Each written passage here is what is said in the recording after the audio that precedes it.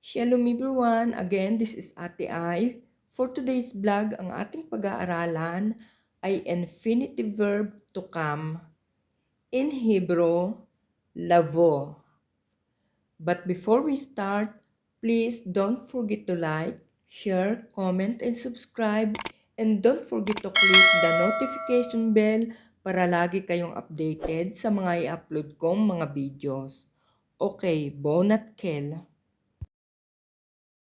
Present tense come for masculine singular. I come. Aniba. You come. Ataba. He come. Huba. Present tense come for feminine singular. I come. Ani baa. You come. At baa. She come. He baa. Present tense come for masculine plural. We come. Anachnu baim. You come. Atem baim. They come. Hem baim. Present tense come for feminine plural. We come. Anachnu baut. You come. Aten baut. They come. Hen baut. Okay guys, let's move to the past tense. Came.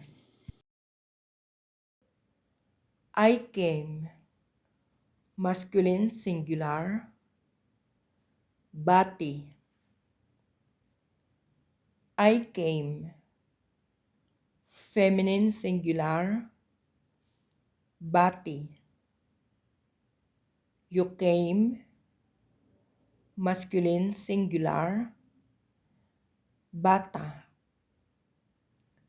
You came. Feminine singular. Bat. He came. Ba. She came. Baa. We came. Masculine plural or mixed gender. Banu. We came. Feminine plural. Bano. You came. Masculine plural or mixed gender. Batem. You came. Feminine plural.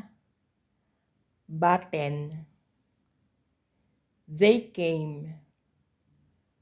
Masculine plural or mixed gender.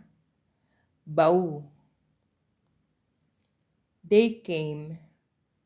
Feminine plural. Bau. Okay, now pag-aralan naman natin ang future tense will come. I will come. Masculine singular. Ani avo. I will come. Feminine singular. Ani avo. You will come.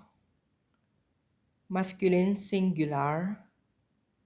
Ata tavo. You will come. Feminine singular. At tavoy. He will come.